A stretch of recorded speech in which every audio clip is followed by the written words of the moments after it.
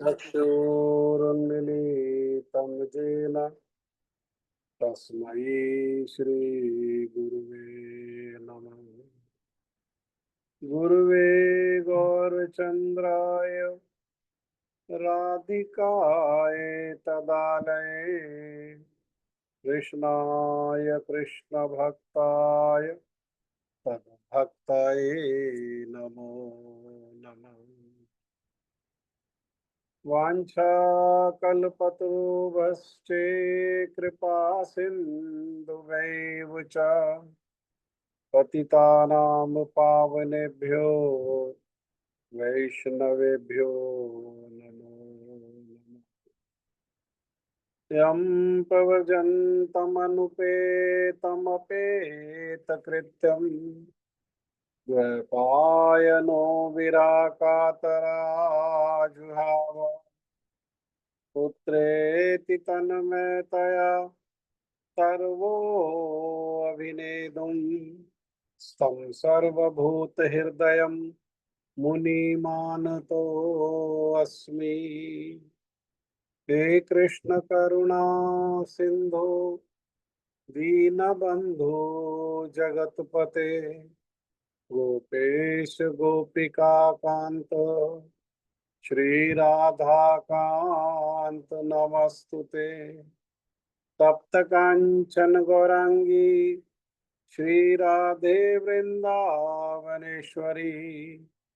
वृषभानुसुते देवी प्रणमामि हरिप्रिया। भक्त्या विनयपराधलक्षे क्षिप्तश्च कामादि तरङ्गमदे कृपामयि त्वां शरणं प्रपन्ना वृंदे नमस्ते चरणारविंदं वृंदे नमस्ते चरणारविंदं वृंदे नमस्ते चरणारविंदम्। श्री कृष्ण चैतन्य प्रभु नित्यानंद श्री अद्वैत गदाधर श्रीवासादि गौर भक्तवृंद।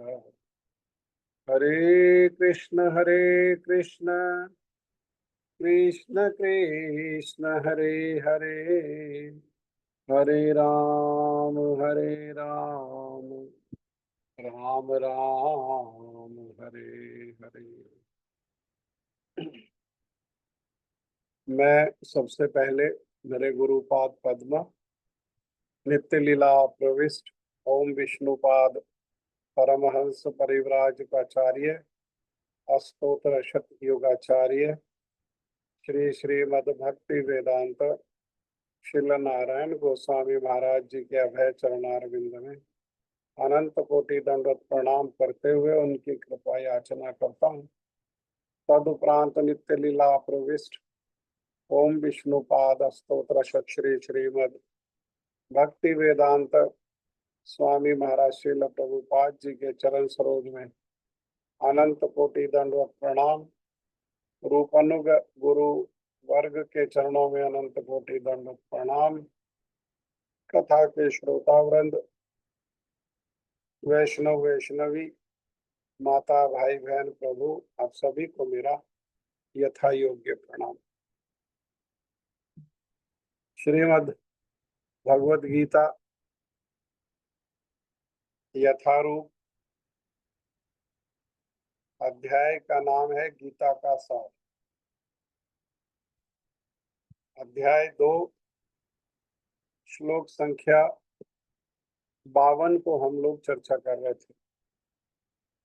श्लोक संख्या 52 में भगवान ने कहा यदा ते मोकलीलम बुद्धिर्व्यतितरिष्यति तदा गन्तासि निर्वेदम् श्रोतव्यस्य श्रुतस्य च। जब तुम्हारी बुद्धि मोह रूपी सघन वन को, घने जंगल को पार कर जाएगी। घना जंगल क्या है? ये संसार ही घना जंगल है। और ये स्वर्ग भी, और स्वर्ग के ऊंचे के ऊपर के लोक भी, ये सब भी क्या है? ये सब भी ये घना जंगल है। तो तुम सुने हुए और सुनने योग्य संसार में बहुत सारे चीजें, विशेषकर जो है वेद का जो कर्म कांड का भाग है, उसमें बहुत कुछ हमने सुना हुआ है। और संसार के अनुसार बहुत कुछ उसमें सुनने के योग्य है। लेकिन जिसकी बुद्धि इस सब मोह से पार हो गई है, वो इस सब के प्रति कैसा हो जाता है? अन्य मनस्क, हाँ, हो जाता है। तो भक्ति वेदांत स्वामी महाराज श्रील प्रभुपाद जी समझाते हुए कह रहे हैं कि भगवत भक्तों के जीवन में ऐसे अनेक उदाहरण प्राप्त हैं जिन्हें भगवत भक्ति के कारण वैदिक कर्म कांड से विरक्ति हो गई। भक्ति हृदय में प्रवेश करेगी, हृदय को स्पर्श करेगी, तो ये कर्म कांड को तो विरक्ति हो ही जाएगी। ज्ञान कांड से भी इसकी विरक्ति हो जाती है। इसीलिए हमारे श्रीमन चैतन्य महाप्रभु ने तो कहा, कर्म कांड ज्ञान कांड सकलेर विशेर भान। कर्म कांड और ज्ञान कांड क्या है? ये भांड मने बर्तन, ऐसे बर्तन हैं जिनमें विष लगा हुआ। इसीलिए ना कर्म कांड के चक्कर में पड़ना चाहिए, ना ज्ञान कांड के चक्कर में पड़ना चाहिए। इन दोनों के परे जो उपासना है, जो उपासना का अर्थ क्या है? भगवत भक्ति। एकमात्र जो है भगवत भक्ति को ही आश्रय करना चाहिए। और भगवत भक्ति को आश्रय करने पर ये संसार के जो कर्म कांड हैं, हाँ, ऐसा करो वैसा करो, यज्ञ करो, दान करो, तप करो, ये व्रत करो, वो व्रत करो, इसको पूजो उसको पूजो, हाँ, ये सब क्या है? इस सब से वो विरक्त हो जाते, इस सब के चक्कर में नहीं पड़ते।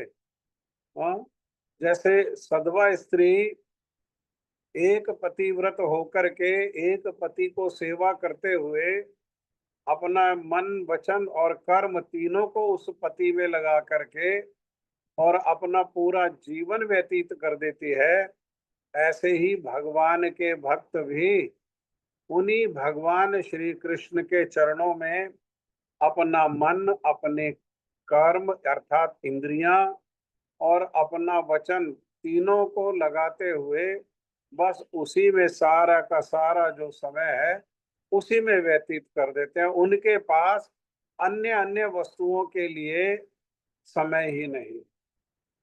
हम्म, ग्रहों के लिए, नक्षत्रों के लिए, देवी देवताओं के लिए, इन सब के लिए भगवान के भक्त के पास जो है वो समय ही नहीं है। इसका अर्थ ये नहीं है कि वो देवताओं का तिरस्कार करता है या देवताओं का अपमान करता है। नहीं, देवी देवता हमसे श्रेष्ठ है परंतु भगवान नहीं। हमसे श्रेष्ठ हैं परंतु भगवान नहीं है।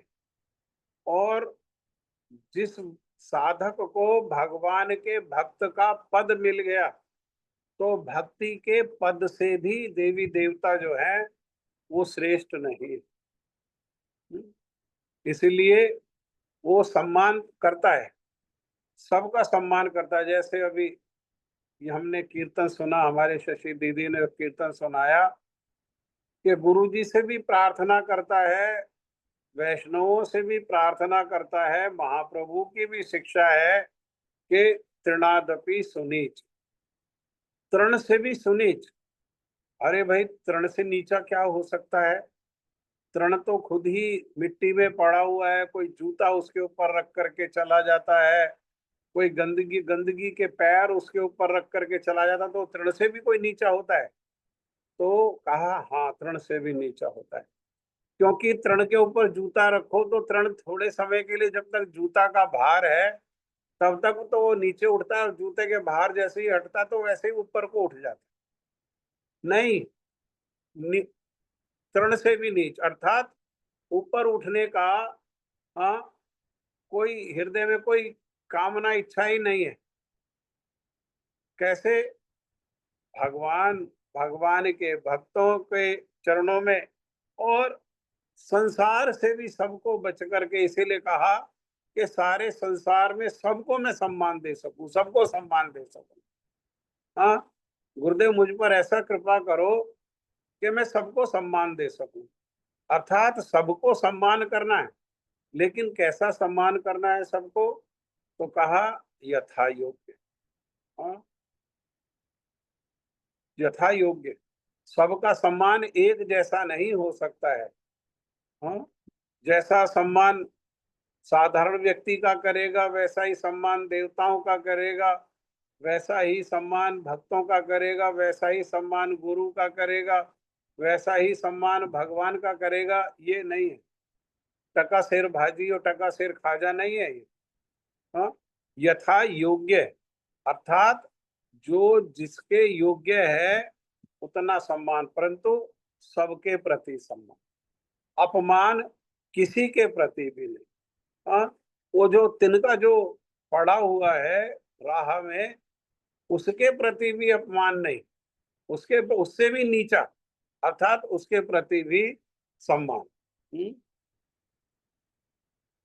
तो जब मनुष्य श्री कृष्ण को और उनके साथ अपने संबंध को वास्तविक रूप में समझ लेता है, तो वो सकाम कर्म, सकाम मतलब कामना के साथ, कामना के उद्देश्य से किए जाने वाले कर्म, और उनके जो अनुष्ठान हैं, जिनसे हृदय में जो कामना है, किसकी?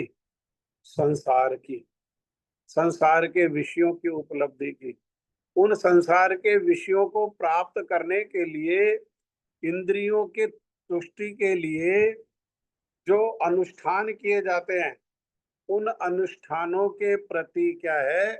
वो पूर्णता अन्य मनसक हो जाता है, मतलब उसका मन उधर नहीं जाता है, उसमें नहीं होता। भले ही वह अनुभवी ब्राह्मण क्यों ना हो, भक्त परम, हमारे परंपरा में बहुत महान भक्त हुए श्रील माधवेंद्रपुरी पाद। श्रील माधवेंद्रपुरी पाद का क्या कहना है? यहाँ पर तो केवल कहा कि कर्मों के अनुष्ठान, हाँ, कर्मों के अनुष्ठान के प्रति अन्य मनसक हो जाता है भक्ति होने पर। श्रील माधवेंद्रपुरी पाद कह रहे हैं, संध्या वंदन भद्रमस्तु भवतो, भो स्नान तुभ्यं नमो, भो देवा पितरश्च तर्पण विदो, ना अहम क्षमा क्षम्यताम्, यत्र क्वापि निषद्य यादव कुल उत्तमोस्य कंसुदेश, स्मारम स्मारम अघम हारामि, तदलम मन्य किमन्येन मे। संध्या वंदन,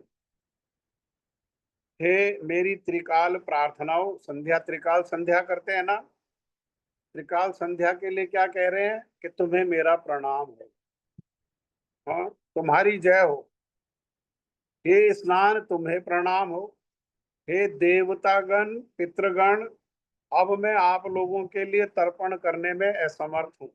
क्यों? क्योंकि अब तो जहां भी बैठता हूँ, यादव कुलवंशी कंस के हंता, कंस को मारने वाले, कंस का उद्धार करने वाले उन श्री कृष्ण का ही स्मरण करता हूँ, और इस तरह मैं अपने पाप में बंधन से मुक्त हो सकता हूँ। मैं सोचता हूँ कि मेरे लिए यही इतना ही पर्याप्त, मेरे लिए ये पर्याप्त, इसके अलावा कुछ करने की आवश्यकता नहीं।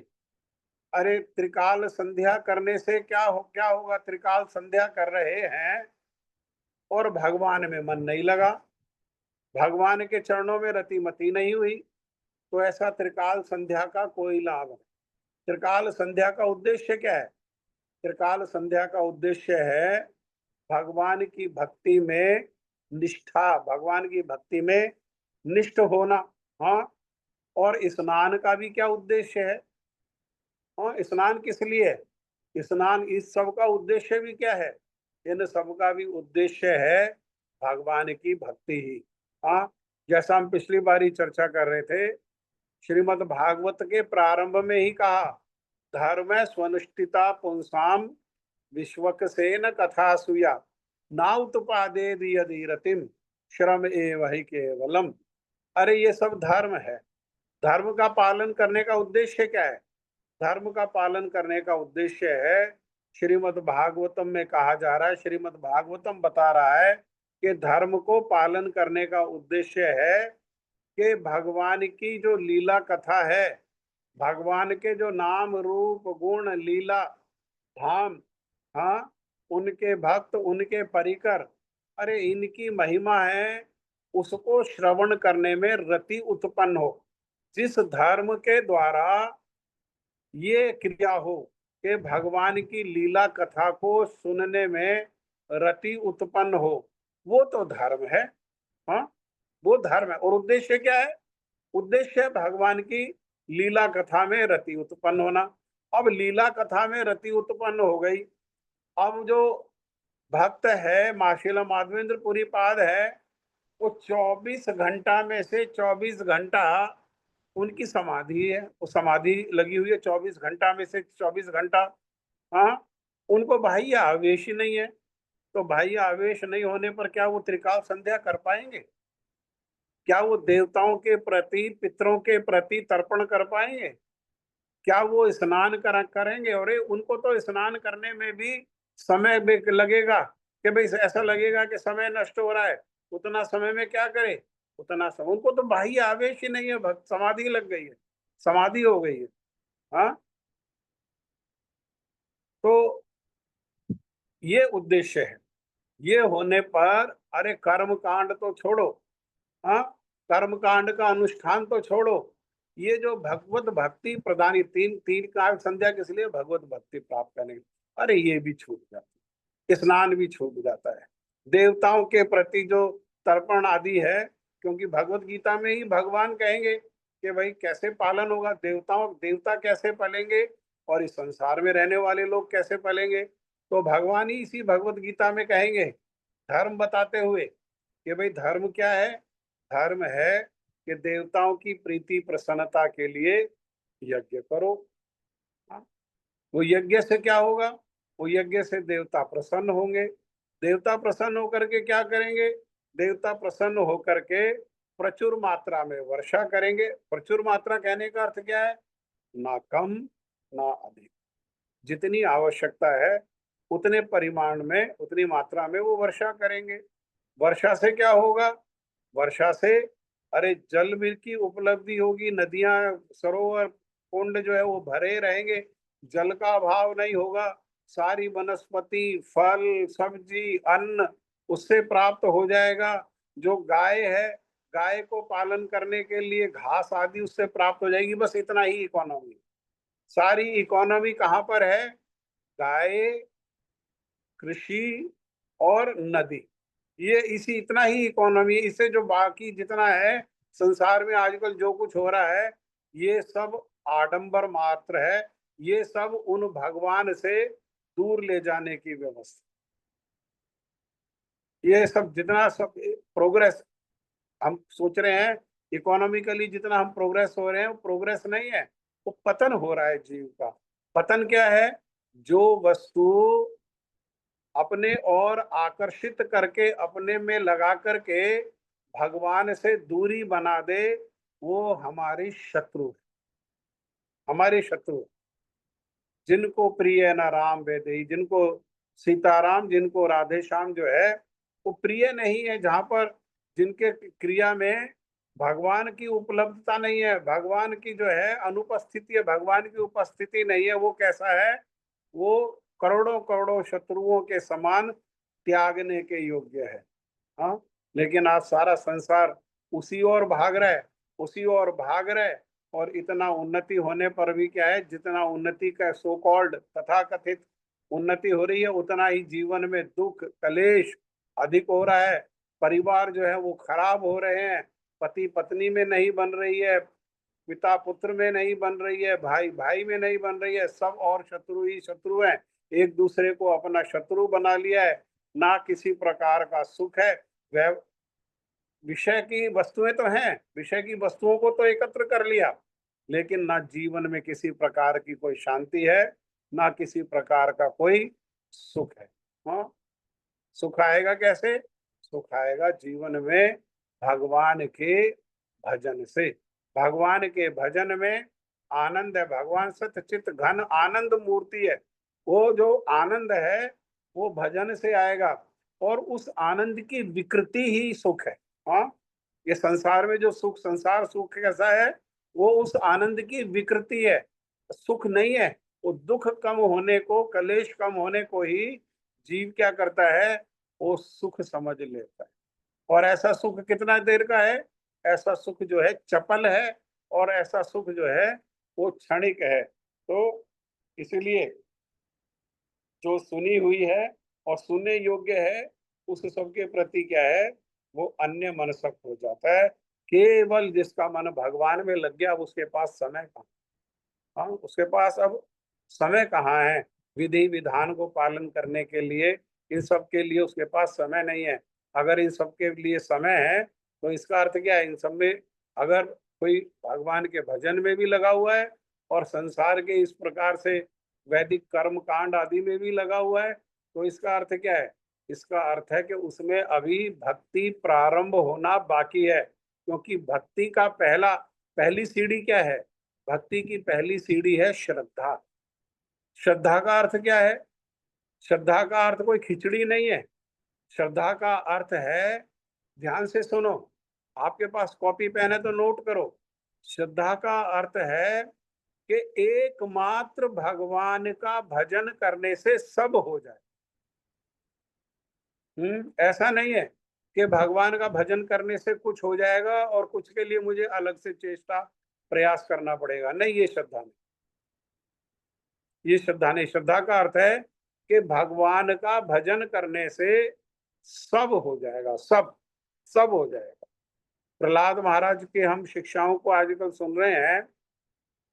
प्रहलाद महाराज ने भगवान के भजन के अलावा क्या किया? किसकी नौकरी करी? कहाँ पढ़ने के लिए गए? हाँ, कौन सी प्रोफेशनल क्वालिफिकेशन को लिया उन्होंने?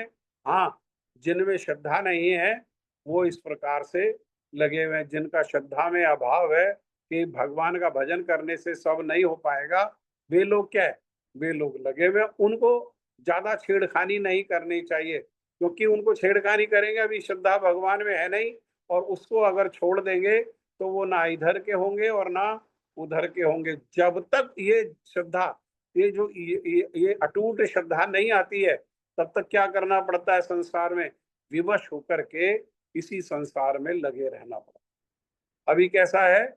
अभी हम कभी भगवान के भजन की हृदय में बात आती है, और फिर भगवान के भजन में पूर्ण श्रद्धा नहीं होने के कारण फिर संसार की बात हमारे हृदय में आने लगती है। तो इसका अर्थ क्या है? अभी भक्ति में प्रवेश नहीं हुआ, क्योंकि भक्ति का पहला सोपान ही जो है आदो श्रद्धा। तो श्रद्धा में ही हमारा प्रवेश नहीं। अभी कैसा है? अभी जागतिक श्रद्धा है। अभी बहुत सारे लोग, बल्कि अधिकतर लोग जो भगवान का भजन भी करते हैं, तो वो भी इसी उद्देश्य से करते हैं कि हमारा संसार बना रहे, ठीक से रहे, हमारा शरीर स्वस्थ रहे, जीवन में कोई समस्या ना हो, हमारे जो विषय भोग हैं उसमें किसी प्रकार की कटौती ना हो, उसमें किसी प्रकार की कमी ना हो। इसलिए क्या करो? इसीलिए भगवान का भजन करो। और जब मन में ये विचार रहता है कि हमारे विषय ऐसी बने रहे, ऐसी हमारा सुख बना रहे, तो फिर जीव क्या है? जीव के हृदय में प्रेम का उदय नहीं होता, जीव के हृदय में भय का उदय होता। भय का उदय हो जाता। और भय उदय होने से क्या है? भय उदय होने से वो डर जाता है, और डर करके क्या करता है, फिर वो नक्षत्रों को भी सम्मान का पूजा पाठ करने में लग जाता है, देवी देवताओं का भी पूजा पाठ करने में लग जाता है, और ग्रहों का भी पूजा पाठ करने में लग जाता है। किसी दिन पीला कपड़ा पहनता है, किसी दिन लाल कपड़ा पहनता है, किसी दिन काला कपड़ा पहनता है, किसी दिन काले कुत्ते को ढूंढने निकलता है दूध को लेकर के, किसी दिन जो है वो केला की पूजा करता है, किसी दिन चने की दाल की पूजा करता है, किसी दिन कुछ, किसी दिन कुछ, किसी दिन कुछ, किसी दिन कुछ, बस इसी में लगा रहता है। किस कारण से, आगे जाकर के भगवान इसी बात को कहेंगे। अर्जुन पूछेंगे इस प्रश्न को, तो भगवान कहेंगे कि क्या है, जिनका जो बुद्धि है काम के द्वारा अपहृत कर ली गई है। कामनाओं ने क्या किया, कामनाओं ने विवेक का अपहरण कर लिया। कामस्तई अपहृत ज्ञाना, ज्ञान को अपहरण कर लिया कामनाओं ने। वो क्या करते हैं, प्रपद्यन्ते अन्य देवता, वो अन्य अन्य देवी देवताओं के उसमें लगे रहते हैं। ये हमारी कुल देवी है, ये हमारा इष्ट है, ये हमारा ऐसा है, ये हमारा वैसा है, अरे ऐसा नहीं करेंगे तो वैसा करेंगे, आज दाढ़ी नहीं बनानी, आज कपड़े नहीं धोने, आज ये नहीं करना, आज वैसा नहीं करना, बस इन्हीं अनुष्ठानों में लगे रहे। आज वहां पानी डाल करके आना है, आज वहां तेल चढ़ा करके आना है, वह डर डर के कारण, भय के कारण, किसी से कोई लेना देना नहीं है, किसी से कोई लगाव नहीं है, भय के कारण ये सारी क्रियाएं हो रही है। और जहां जाते हैं उसी को कह देते हैं, तन मन धन सब कुछ तेरा, तेरा तुझको अर्पण क्या लागे मेरा। हाँ, सोमवार को एक को कह देते हैं, मंगल को दूसरे को, बुध को तीसरे को, बृहस्पति को चौथे को। ना सोमवार वाले से कोई संबंध है, प्रीति है, ना मंगलवार वाले से कोई लेना देना है। किससे लेना देना है, केवल अपने इंद्रिय विषयों से लेना देना है।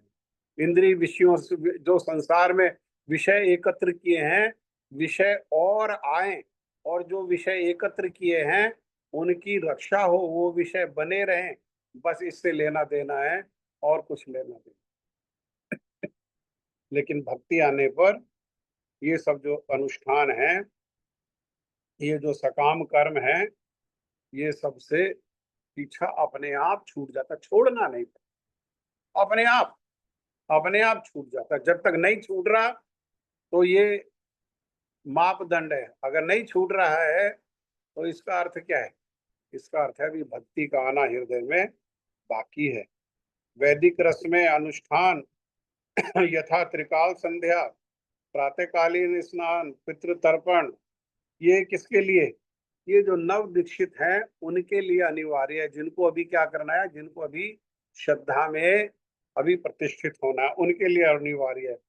लेकिन जब कोई उस श्रद्धा में प्रतिष्ठित हो गया और भगवान की दिव्य प्रेमा भक्ति में लग गया, तब ये जो है, तब इनको छोड़ना नहीं पड़ता, ये अपने आप छूट जाती हैं। ये मापदंड है, ये अपने आप छूट जाएंगी। अरे समय कितना है, समय सबके पास एक दिन में 24 घंटे ही है। अब जिसका मन 24 घंटे में से 24 घंटे भगवान में लगा हुआ है, उसके पास बाकी अन्य के लिए समय ही कहाँ, तो छोड़ना पड़ा उसको क्या। भगवान के चरणों में राग हुआ और संसार में वैराग हो गया।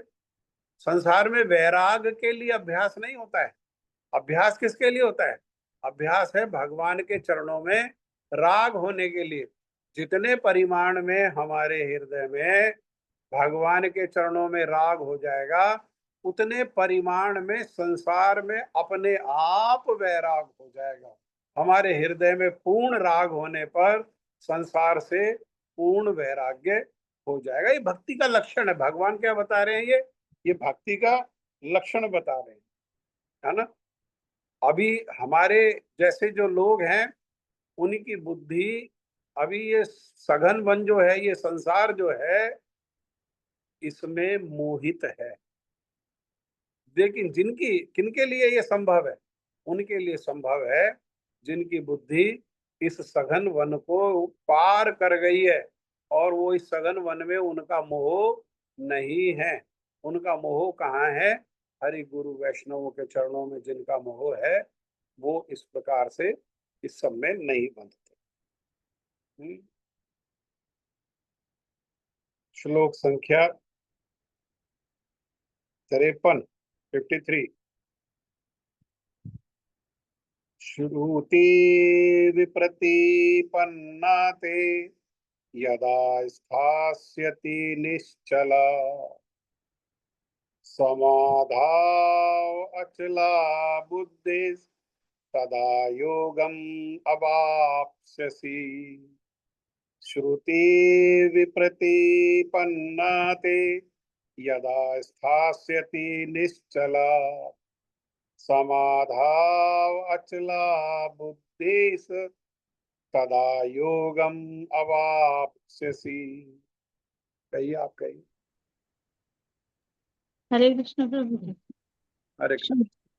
श्रुति विप्रतिपन्ना ते यदा स्थास्यति निश्चला समाधौ अचला बुद्धिः तदा योगम् अवाप्स्यसि। हरे कृष्ण प्रभु जी, दंड प्रणाम। हम्म। श्रुति वे प्रतिपन्ना ते यदा स्थास्यति निश्चला समाधाव अचला बुद्धि सदा योगम अवाप्स्यसि। श्रुति विप्रतिपन्ना ते यदा स्थास्यति निश्चला समाधावचला बुद्धिस्तदा योगम् अवाप्स्यसि। और कौन बोलेगा? जी मैं बोलिए। जी।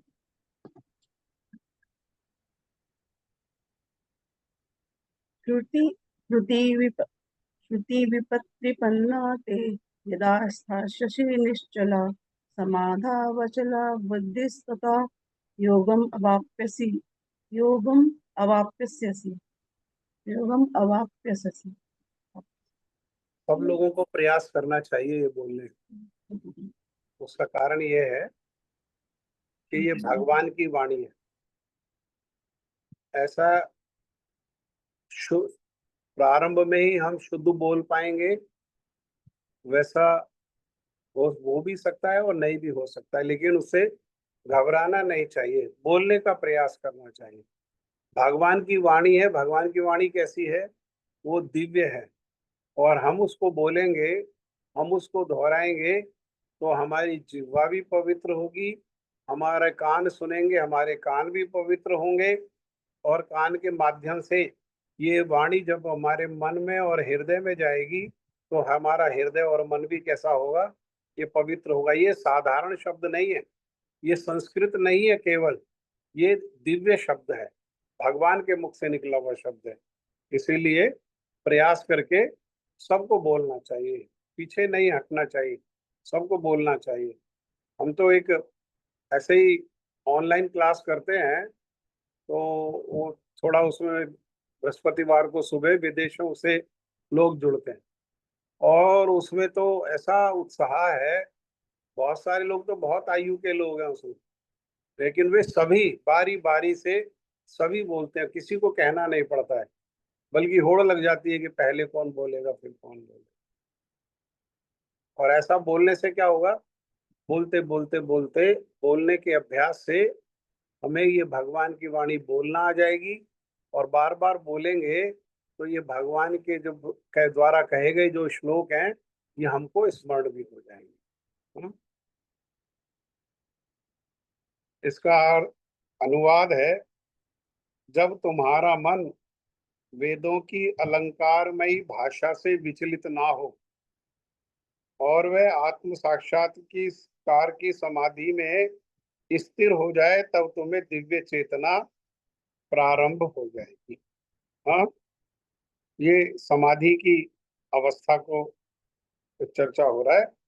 इसको हम फिर अगले वीक में, जब ये मंगलवार को, फिर से चर्चा करेंगे। अभी समय हो गया, जिनकी जप करने की बारी है वो जप कर। आप सभी को प्रणाम।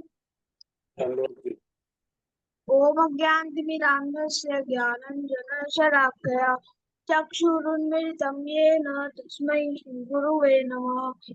नमो विष्णुपादाय कृष्णपृष्ठाय भूतले श्रीमद्भक्तिवेदांत गोस्वामी इति नामिने। जय श्री कृष्ण चैतन्य प्रभु नित्यानंद श्री अद्वैत गदाधर श्रीवासादि गौर भक्तवृंद। हरे कृष्णा कृष्णा कृष्णा हरे हरे, हरे राम राम राम हरे हरे। हरे कृष्ण कृष्ण कृष्ण हरे हरे, हरे राम राम राम हरे हरे। हरे कृष्ण कृष्ण कृष्ण हरे हरे, हरे राम राम राम हरे हरे। हरे कृष्ण कृष्ण कृष्ण हरे हरे, हरे राम राम हरे हरे। हरे कृष्ण कृष्ण कृष्ण हरे हरे, हरे राम राम राम हरे हरे। हरे कृष्ण कृष्ण कृष्ण हरे हरे, हरे राम राम राम हरे हरे।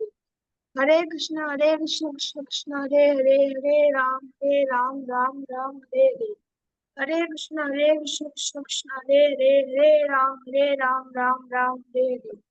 हरे कृष्ण कृष्ण कृष्ण हरे हरे, हरे राम राम हरे हरे। हरे कृष्ण कृष्ण कृष्ण हरे हरे, हरे राम राम राम हरे हरे। हरे कृष्ण कृष्ण कृष्ण हरे हरे,